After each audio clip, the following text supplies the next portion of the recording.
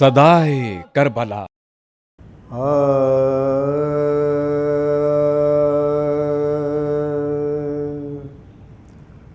شبیہ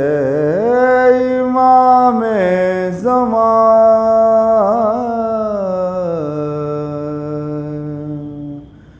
کھینچتے ہیں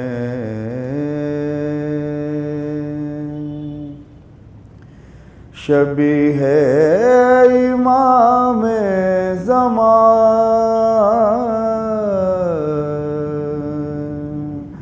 کھینچتے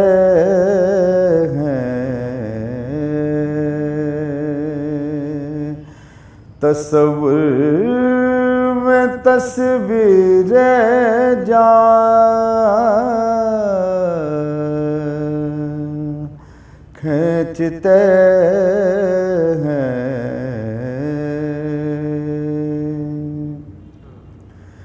زمیں مول لی ہے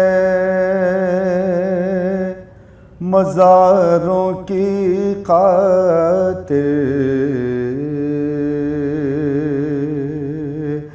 زمیں مول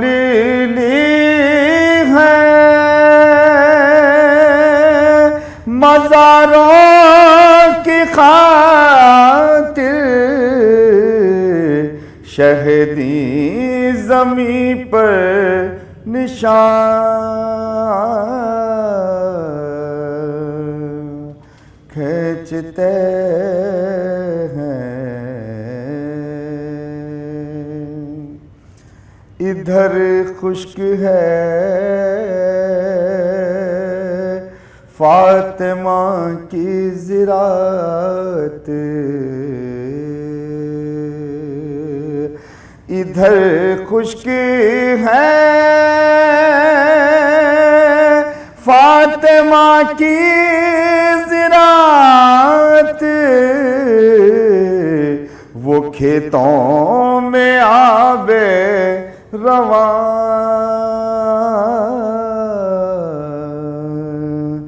کھینچتے ہیں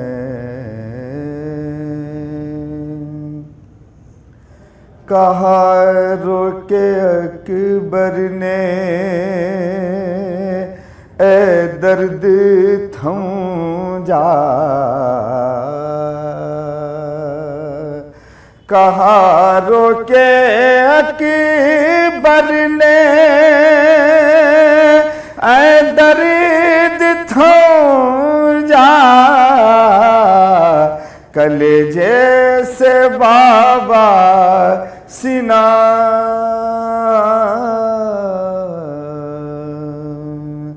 کھینچتے ہیں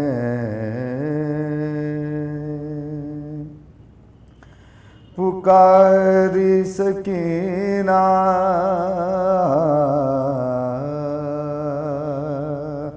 ہے پکاری سکینہ دہائی ہے بابا پکاری سکینہ دہائی ہے بابا ستمگر میری بالیاں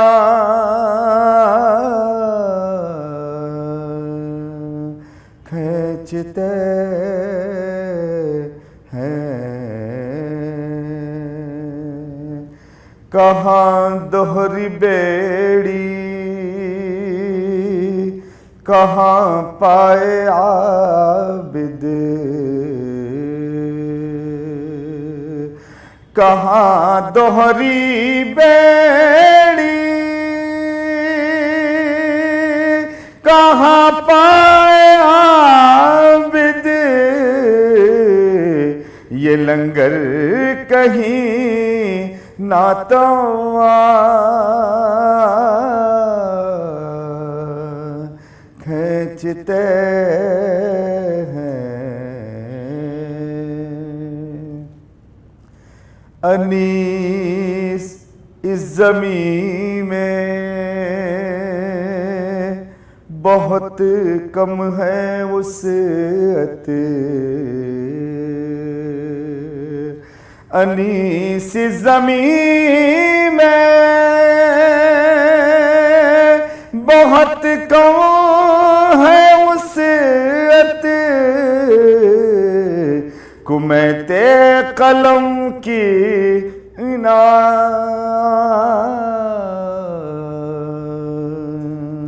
کھینچتے ہیں، شب ہے امام زمان،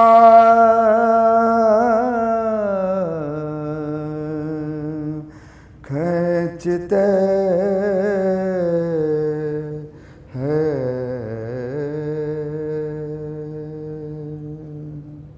قوت الا باللہ العلی العظیم، حسبنا اللہ ونعم الوکیل، نعم المولا ونعم النصیر۔ اعوذ باللہ من الشیطان الرجیم، بسم اللہ الرحمن الرحیم، الحمد للہ رب العالمین، والعاقبۃ للمتقین، والجنۃ للموحدین، والنار للملحدین، والصلاة والسلام على اشرف الانبیاء والمرسلین، سیدنا و مولانا ابی القاسم محمد وعلى آلہ الطیبین الطاہرین المعصومین المظلومین، لا سیما بقیت اللہ فی الارضین، ارواحنا لتراب مقدمہ الفدا، ولعنت اللہ علی اعدائہم اجمعین، اما بعد، فقد قال الامام الحسین علیہ السلام: الا ترون ان الحق لا یؤمل بہ وان الباطل لا یتناہى عنہ۔ صلوات علیہ محمد وعلی محمد۔ عزیزان گرامی، میں نے امام حسین علیہ السلام کے عظیم فقرے کو سرنامہ کلام قرار دیا ہے، جو آج بھی انسانیت کے لیے مشعل راہ ہے، کیونکہ امام حسین علیہ السلام نے جو حق کی راہ میں، جو سچائی کی راہ میں، جو ستیہ کی راہ میں قربانی دی ہے، اور آپ نے جو باطل کا مقابلہ کیا، آپ نے جو استی کا مقابلہ کیا، وہ صرف ان کے زمانے سے ہی مخصوص نہیں تھا، بلکہ قیامت تک جب بھی باطل سر اٹھائے گا اور جب لوگوں کو غلام بنانے کی کوشش کی جائے گی، اور جب لوگوں پر طرح طرح کے نام سے اور عنوان سے ظلم اور ستم ڈھایا جائے گا، تب حسین علیہ السلام کے اس پیغام کی ضرورت انسان کو پڑے گی۔ آج بھی امام حسین علیہ السلام کا پیغام اتنا ہی زندہ ہے جتنا آپ نے کربلا میں کھڑے ہو کر کے یہ پیغام لوگوں کو دیا تھا۔ آپ نے اس زمانے کے لوگوں سے خطاب کر کے یہ کہا تھا: الا ترون ان الحق لا یؤمل بہ، کیا تم نہیں دیکھتے ہو کہ حق پر عمل نہیں کیا جا رہا ہے، وَأَنَّ الْبَاطِلَ لَا يُتَنَاهَ عَنْهُ، اور باطل اور اسد سے روکا نہیں جا رہا ہے۔ یاد رکھیے، جب لوگ حق پر عمل نہیں کریں گے اور جب لوگ باطل کے مقابل میں نہیں آئیں گے تو معاشرہ پر امن نہیں رہ سکتا ہے، معاشرے کا امن غارت ہو جائے گا، ہر طرف قتل و غارت گری کا بازار گرم ہو جائے گا۔ اگر آج ہم دنیا پر نگاہ ڈالیں تو دنیا کی یہی صورتحال نظر آتی ہے کہ ہر طرف قتل و غارت گری ہے، ہر طرف امن و امان غائب ہو گیا ہے، انصاف لوگوں کی زندگی سے اٹھ گیا ہے، حتیٰ یہ کہ آج کا انسان سچ کا ساتھ بھی نہیں دے رہا ہے، اور اس کے بعد وہ روتا ہے کہ میرے زندگی میں اتنی مشکلات ہیں۔ تو اگر آپ اپنی زندگی سے مشکلات کو دور کرنا چاہتے ہیں اگر آپ اپنی زندگی میں امن و امان لانا چاہتے ہیں، اگر آپ چاہتے ہیں کہ معاشرہ پر امن رہے، معاشرے میں عدل و انصاف کی حکومت ہو، تو سماج کے ہر فرد کی ضرورت ہے کہ وہ سچ کا ساتھ دے۔ اسی لیے امام حسین علیہ السلام نے اپنے زمانے کے پورے سماج کو آواز دی ہے۔ تو اس کا مطلب ہے کہ امام کہنا چاہتے ہیں کہ یہ مت سمجھ لینا کہ اگر میں سچ کی لڑائی میں آگے آیا ہوں تو یہ کوئی میری ضرورت تھی۔ نہیں، یہ صرف میری ضرورت نہیں ہے، یہ پورے سماج کی ضرورت ہے۔ اسی لیے آپ نے پورے سماج کو خطاب کیا، پورے سماج کو آواز دی،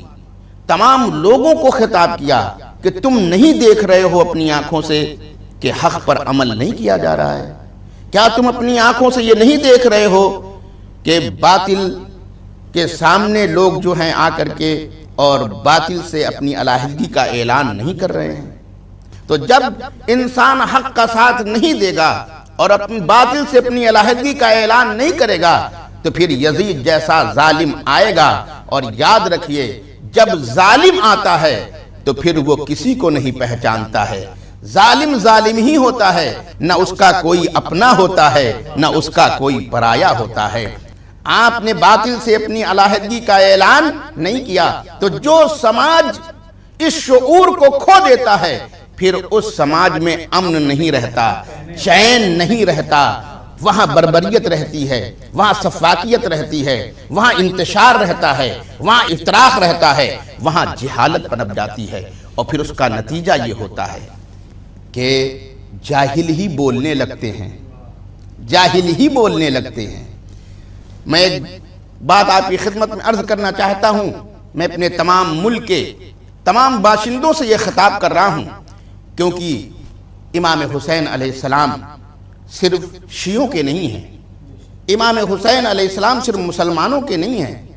امام حسین علیہ السلام پوری بشریت کے لیے ہیں۔ اور ہمارے ہندوستان کو تو یہ بھی خصوصیت حاصل ہے کہ امام حسین علیہ السلام نے اس ملک میں آنے کی تمنا کی تھی، اور اسی لیے ہم نے کہا کہ یہ ہمارے ملک کی خوبصورتی ہے کہ یہاں ہر انسان امام حسین سے عقیدت رکھتا ہے۔ اور کیوں عقیدت نہ رکھے؟ اس لیے کہ امام حسین کا پیغام پوری بشریت کے لیے ہے۔ اور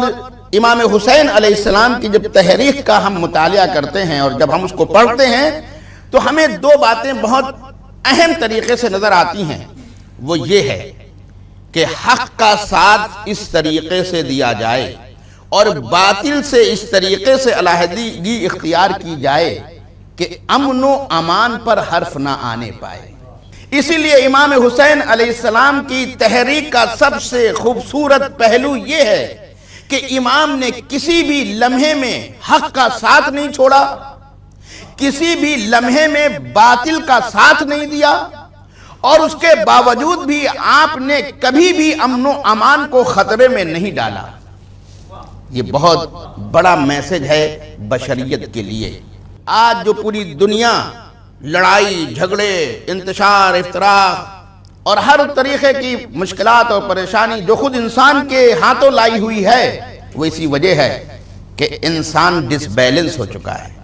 انسان اعتدال سے باہر ہو چکا ہے۔ مولا علی نے کہا کہ جاہل وہ ہے کہ جو حد سے یا تو آگے بڑھ جاتا ہے یا حد سے پیچھے رہ جاتا ہے۔ جاہل کبھی اپنی حد میں نہیں رہتا، تو جو اپنی حد میں نہیں رہتا وہ سوسائٹی کو حد میں کیسے رکھے گا، وہ سماج کو حد میں کیسے رکھے گا؟ کیونکہ جو عالم ہے، جو اسکالر ہے، وہ جانتا ہے کہ حدود کیا ہیں، ہماری حد کیا ہے، سوسائٹی میں حد کیا ہے۔ وہ نہ حد سے آگے بڑھتا ہے نہ حد سے پیچھے ہٹتا ہے۔ اگر آپ نے یہ بات سن لی تو میں ایک بات کہنا چاہتا ہوں، کیونکہ امام حسین کی تحریک تمام انسانوں کے لیے ہے، اور ہر انسان امام کی تحریک سے نتیجہ لے کر کے اپنی زندگی کو سنوار سکتا ہے، اپنی سوسائٹی کو بنا سکتا ہے۔ تو اس کو بنانے کے لیے یہی ہے کہ ہم اپنی سوسائٹی کو اعتدال میں لائیں، اور اعتدال کا راستہ یہ ہے کہ ہم جہالت سے بچیں۔ میں ایک مثال دے رہا ہوں تاکہ اس کو آپ سمجھ سکیں۔ مثلا کسی جاہل نے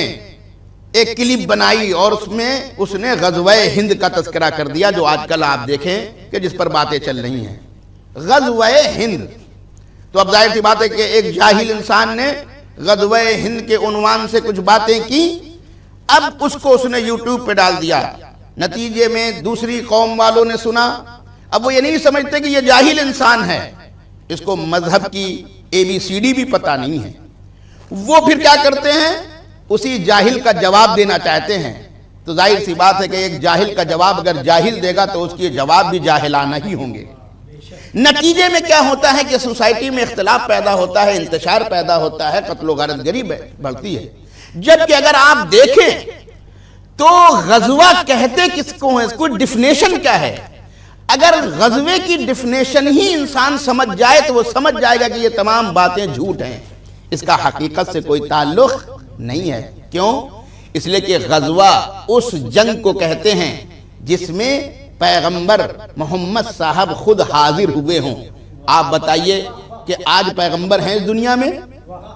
تو جب پیغمبر اس دنیا میں نہیں ہیں تو وہ کون سے غزوہ ہند میں آ جائیں گے؟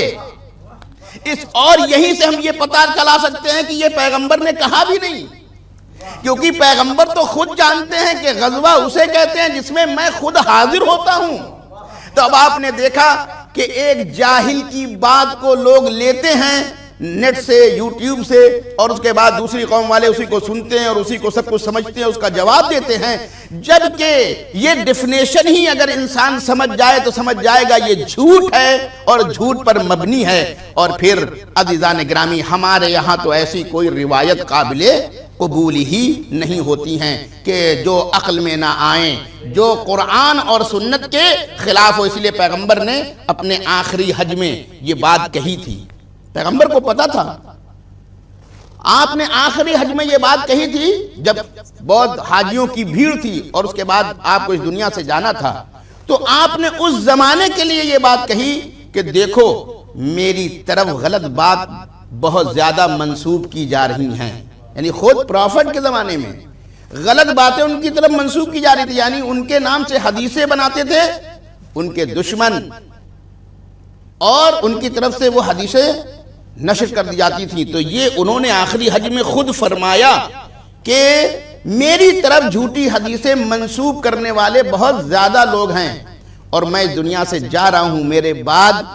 اور زیادہ جھوٹی باتیں میری طرف منسوب کی جائیں گی۔ اس لیے یاد رکھو کہ جس نے بھی میری طرف جھوٹ بات منسوب کی اس کا جہنم میں ٹھکانہ ہوگا، وہ کبھی جنت نہیں پا سکتا۔ تو ایسے جھوٹے لوگ یہ خود جنت میں نہیں جا سکتے تو دوسروں کو جنت کیا دلائیں گے؟ توجہ چاہ رہا ہوں، یہ پیغمبر نے کہا، یہ میں نہیں کہہ رہا ہوں۔ اور اس کے بعد آپ نے پوری قیامت تک کی نسلوں کو ایک راہ حل بتایا، کہا کہ جب تمہارے پاس میری کوئی حدیث پہنچے تو اس کے لیے میں تمہیں 2 اصول بتائے دیتا ہوں تاکہ تمہیں پتا چلے کہ میں نے کہا ہے یا نہیں کہا ہے۔ کہ اگر میری طرف سے کوئی حدیث تم کوئی بیان کرے تو دیکھو کہ وہ قرآن کے مطابق ہے یا نہیں ہے، کیونکہ قرآن کی آیتیں تو بدلیں گی نہیں، وہ قیامت تک تو ایک ہی رہیں گی۔ تو اس لیے میری حدیث کو قرآن کے معنی کے اوپر دیکھنا، اگر قرآن سے وہ ملتے ہیں، اس کی تعلیمات، اس کے پیغام قرآن کے مطابق ہیں تو اس کو لینا، اور اگر اس کے مطابق نہیں ہے تو اس کو مت لینا۔ اس کے بعد آپ نے یہ بھی بتایا کہ ظاہر سی بات ہے کہ میری صحیح احادیث بھی تو تم تک پہنچیں گی، لہذا میری اس حدیث کو جو میری طرف منسوب کیا جا رہا ہے میری دوسری حدیثوں سے ملانا، اگر دیکھنا کہ وہ ان کے مطابق ہے، یعنی قرآن اور میری حدیث کی صحیح حدیث کے مطابق ہے تو ان کو لینا، اور اگر وہ نہیں ہیں تو ان کو پھینک دینا، یہ میرے پیغمبر نے فرمایا ہے۔ تو عزیزان گرامی، میں نے کہا نا کہ اب اگر کوئی جاہل انسان غزوہ ہند کی بات کرتا ہے تو میں نے کہا کہ آپ کو یہ بات یاد رکھنی چاہیے کہ غزوہ کہتے ہیں کہ جس میں پیغمبر حاضر ہوں، اور پیغمبر جب ہیں نہیں تو اب آج کوئی غزوہ ہند نام کی جنگ ہو ہی نہیں سکتی ہے۔ ایک صلوات بھیجئے محمد و آل محمد پر۔ ہم امام حسین علیہ السلام کی زندگی سے جو میں نے اشارہ کیا کہ آپ نے جو راستہ ہمارے لیے معین کیا وہ یہی ہے کہ حق کا ساتھ بھی دیا جائے باطل سے علیحدگی بھی اختیار کی جائے لیکن امن و امان کو اپنی طرف سے خطرہ پیدا نہ کیا جائے۔ اس لیے آپ دیکھیں کہ جب یزید نے آپ سے بیعت کا مطالبہ کیا اور کہا کہ وہ ہماری حکومت کو جو کہ ظالمانہ حکومت تھی وہ اس کو مانیتا دے دیں، آج کی زبان میں اس کو رسمیت دے دیں، اس کو قانونی حیثیت دے دیں۔ کیوں؟ اس لیے کہ امام حسین محمد صاحب کے نواسے ہیں، اگر یہ ہمارا ساتھ دے دیں گے تو کیونکہ ایک مذہبی اتھارٹی ہیں، جیسے آج دنیا میں ہوتا ہے کہ مذہبی لوگوں کو ساتھ میں لے لیا جاتا ہے، تو ویسے ہی یزید نے بھی کوشش کی تھی کہ امام حسین علیہ السلام کو اپنے ساتھ ملا لیا جائے، اور اگر یہ ہمارے ساتھ آ جائیں گے تو پھر ہمارے ہر کام کے اوپر دھرم کا لیبل لگ جائے گا، دین کا لیبل لگ جائے گا، اور اس کے بعد ہم جو بھی کریں گے اس میں بڑی آسانی پیدا ہو جائے گی، پھر لوگ اندھی عقیدت کا شکار ہو جائیں گے اور پھر وہ سچ اور جھوٹ کی تمیز بھی کھو دیں گے۔ وہ کہیں گے کہ بھائی ارے جب امام حسین ان کے ساتھ ہیں تو اب یہ جو کر رہے ہیں وہی صحیح ہے، جیسا کہ آج بھی سماج میں یہی فکر پیدا ہو جاتی ہے کہ یہ کہہ دیا جاتا ہے کہ ارے وہ جو کر رہے ہیں وہ سچ ہے۔ ایسا نہیں ہو سکتا۔ عزیزو، مولا علی نے فرمایا کہ سچائی کو لوگوں سے نہ پہچانو بلکہ لوگوں کو سچائیوں پہ تولو۔ یہ مولا علی کی بات ہے، یہ میں اپنی طرف سے نہیں کہہ رہا ہوں۔ انسان یہاں سے دھوکہ کھا جاتا ہے جب وہ لوگوں سے سچائی کو سمجھنے لگتا ہے، وہ لوگوں سے حق کو سمجھنے لگتا ہے۔ کہا نہیں، تم سچائی کو پہچان لو تب تمہیں پتا چلے گا کہ سچ والا کون ہے۔ سچائی سے آپ سچ والے کو پہچانیے، لوگوں سے سچائی کا پتہ نہ لگائیے۔ یہ بہت بڑا میسج ہے بشر کے لیے، انسان اس سے دھوکہ کھا جاتا ہے۔ وہی کام یزید بھی کرنا چاہتا تھا، وہ سوچتا تھا امام حسین کو ملا لیں گے، نتیجے میں ہم جو بھی کریں گے اس کے اوپر ایک مہر لگ جائے گی مذہب کی، اور پھر لوگ خاموش رہیں گے، کوئی بولنے کی جرات پیدا نہیں کرے گا۔ آپ دیکھیں امام حسین علیہ السلام کے سامنے کتنا خطرناک مرحلہ آ جاتا ہے۔ اب یہ امام ہیں کہ امام یہ بھی نہیں چاہتے کہ ان کی وجہ سے امن و امان خطرے میں پڑے، مگر امام یہ بھی چاہتے ہیں کہ ان کے ذریعے سے ایک باطل حکمراں کو مذہبی رنگ نہ ملنے پائے، ایک باطل کام کرنے والے کو، ایک ظلم کرنے والے کو، ایک ناانصافی کرنے والے کو، لوگوں کے خون چوسنے والے کو، اس کو قانونی درجہ نہ ملنے پائے۔ لہذا امام نے اعلان کیا کہ میں بیعت نہیں کر سکتا ہوں، میں تمہیں قانونی حیثیت نہیں دے سکتا ہوں، لیکن یزید کے گورنر نے جس نے آپ سے یہ مطالبہ کیا تو امام حسین اگر نعوذ باللہ جھگڑالو ہوتے تو کہتے چلو مدینے میں اس کے گورنر کا مقابلہ کر لیں، یہاں تو ہمارے سب خاندان والے رہتے ہیں، سب لوگ رہتے ہیں، وہ کوئی انتشار پھیلا سکتے تھے، لیکن اس کے باوجود بھی آپ نے یہ کام نہیں کیا، بلکہ آپ نے کام کیا کیا کہ آپ نے مدینہ شہر چھوڑ دیا اور کدھر چلے گئے؟ مکے کی طرف چلے گئے۔ تو دیکھیے یہاں پر بھی آپ نے اسی اصول پر عمل کیا کہ ایک طرف حق کا ساتھ دیا، باطل کا ساتھ نہیں دیا، دوسری طرف سے امن و امان کو بھی آپ نے خطرے میں نہیں ڈالا، بلکہ آپ خود اپنے اس شہر کو چھوڑ دیتے ہیں جہاں آپ کے ماں کی قبر ہے، آپ کے نانا کی قبر ہے، آپ کے بھائی کی قبر ہے، جہاں آپ پلے بڑھے ہیں۔ آپ جانتے ہیں کہ ہر انسان کو اپنے اس وطن سے محبت ہوتی ہے جہاں وہ پلا بڑا ہے، لیکن اس کے باوجود بھی امام حسین اپنے بیوی بچوں کے ساتھ اس جگہ کو چھوڑ دیتے ہیں، اور کہاں جاتے ہیں؟ مکے جاتے ہیں۔ آپ جانتے ہیں کہ مکے کیوں گئے؟ کیونکہ مکہ وہ شہر ہے کہ جہاں کعبہ ہے، جہاں حج ہوتا ہے، اور جس کو ہر ایک کے لیے جائے امن قرار دیا گیا ہے، اور یہاں سے آپ مذہب کی روح کو سمجھ سکتے ہیں کہ مذہب کا جو بھی مقدس جگہ ہو وہ جائے امن ہوا کرتی ہے، یعنی مذہب کی روح ہے امن پھیلانا۔ اسی لیے کہا گیا کہ جو کعبے میں آ جائے، جو مکے میں آ جائے، کسی بھی فرقے سے ہو، اس سے ہمیں کوئی بحث نہیں ہے، کسی بھی ملک سے ہو، کوئی سے بحث نہیں، جو بھی مکے میں آ جائے وہ پناہ میں رہے گا۔ اب آپ سوچئے کہ امام حسین علیہ السلام مکے تشریف لے آتے ہیں جو سبھی کے لیے جائے امن ہے، امام وہاں رہتے ہیں۔ اب میں آپ کی خدمت میں یہ بات عرض کروں، حج کا موقع آ رہا ہے، امام سے زیادہ حد سے محبت کرنے والا کون ہے؟ لیکن جب ان کو پتہ چلا کہ یزید نے کچھ لوگوں کو بھیجا ہے جو حاجیوں کے لباس میں آپ کو قتل کرنا چاہتے ہیں، یاد رکھیے ایک بہت بڑا میسج ہے، اس کو بھی پہچاننے کی ضرورت ہے۔ ضروری نہیں ہے کہ حاجی کے لباس میں حج کرنے والا ہی ہو، کبھی ہو سکتا ہے کہ حاجی کے لباس میں قاتل ہوں، کبھی ہو سکتا ہے کہ مذہبی لباس پہنے ہوئے اس لباس کو پہنے ہوا ضروری نہیں ہے کہ وہ امن و امان والا ہو، کبھی ہو سکتا ہے کہ وہ مذہبی لباس پہنے ہو لیکن وہ مذہبی نہ ہو بلکہ قاتل ہو۔ آج دنیا میں ایسے جھوٹی مذہبی لوگ بھی ہیں کہ جنہوں نے مذہب کا چولا تو پہن لیا ہے لیکن مذہب کی روح ان کے اندر پائی نہیں جاتی ہے، اسی لیے ان کے ذریعے سے دنیا ناامن ہو رہی ہے۔ امام حسین علیہ السلام کا یہ بہت بڑا میسج تھا کہ عین حج کے موقع پر آپ نے مکہ چھوڑ دیا، اور جب راستے میں لوگوں نے پوچھا کہ عین حج کے موقع پر آپ نے مکہ کیوں چھوڑ دیا، کہا کیا کرتا، کیونکہ حاجی کے لباس میں قاتل بھیج دیے گئے تھے، میں نہیں چاہتا تھا کہ مکے کا امن و امان جو ہے وہ خراب ہو، میں نہیں چاہتا تھا کہ مکے کی حرمت پامال ہو، اس لیے میں وہاں سے نکل آیا۔ تو آپ نے دیکھا یہ بہت بڑا میسج بھی امام نے دیا کہ دیکھو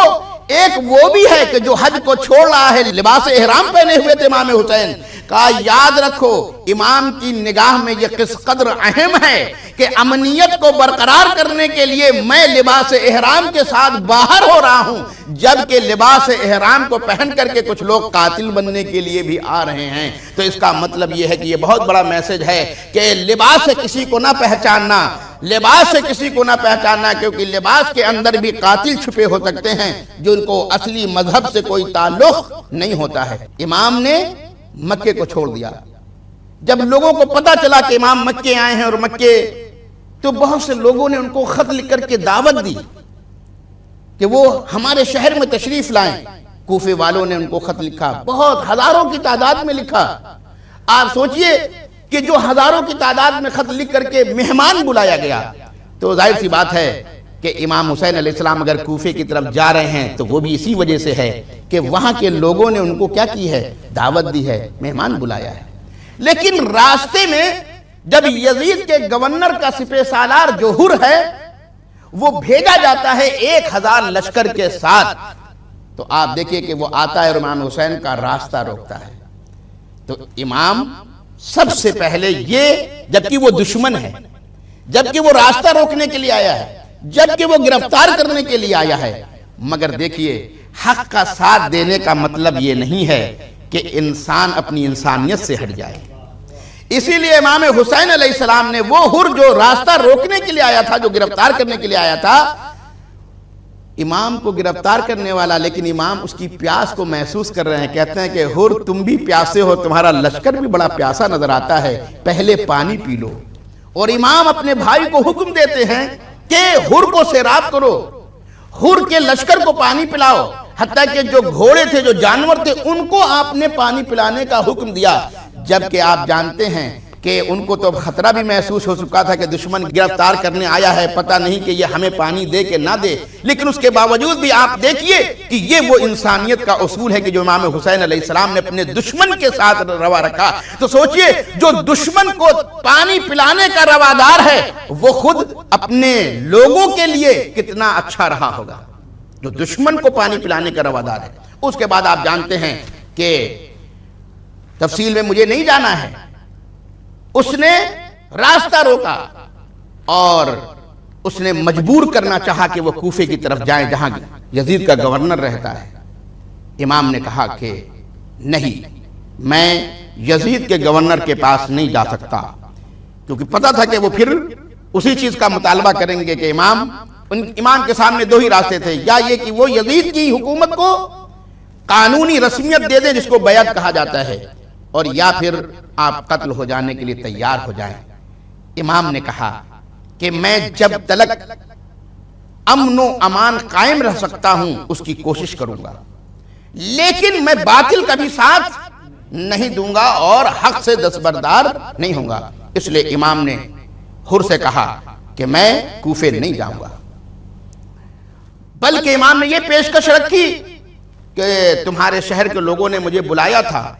اور اگر اب یہ سچویشن ہے تو مجھے یہاں سے جانے دو، میں یہاں سے کسی دور دراز علاقے میں جا سکتا ہوں۔ یہی وہ موقع تھا جب آپ نے ہندوستان آنے کی بھی تمنا کی کہ ٹھیک ہے کوئی بات نہیں ہے، حتیٰ کہ میں تمہارے حدود مملکت سے نکل جاؤں گا اور میں ہندوستان کی سرزمین میں چلا جاؤں گا، ایک ہے کہ یمن کی سرزمین میں چلا جاؤں گا۔ تو آپ یہ دیکھیے کہ یہاں پر بھی امام حسین علیہ السلام نے کیا کیا؟ امن و امان کو برقرار رکھا۔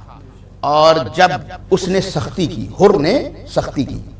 تو امام حسین کے فوج میں ایک بہت بہادر تھے جن کا نام تھا زہیر قین۔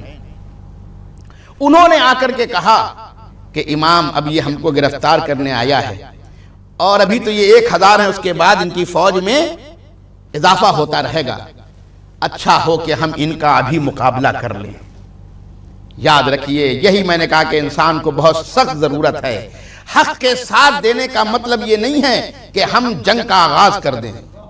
اسی لیے امام حسین نے زہیر بن قین سے، جنہوں نے یہ بات کہی کہ ابھی تو یہ 1000 ہیں، اس کے بعد تو اور بھی لشکر آئے گا، لہذا ہم ان کا مقابلہ کر کے اور ان کو ختم کر دیں، تو امام حسین نے پوری دنیا کو یہ آواز دی کہ یاد رکھو زہیر، ہم کبھی جنگ کا آغاز نہیں کرتے، ہم کبھی جنگ کی ابتدا نہیں کرتے۔ تو اس کا مطلب یہ کہ امام پیغام دینا چاہتے ہیں کہ جنگ کی ابتدا بھی نہ ہو اور انسان پھر بھی حق کا ساتھ دے سکتا ہے۔ یعنی حق کے ساتھ دینے کا مطلب یہ نہیں کہ انسان حتماً کیا کرے؟ جنگ کرے۔ اسی لیے امام نے کہا کہ ہم اپنی طرف سے جنگ کا آغاز نہیں کرتے ہیں۔ اس کے بعد بات چیت سے راستہ طے ہوا کہ ٹھیک ہے، نہ آپ کوفے جائیں گے، نہ آپ کسی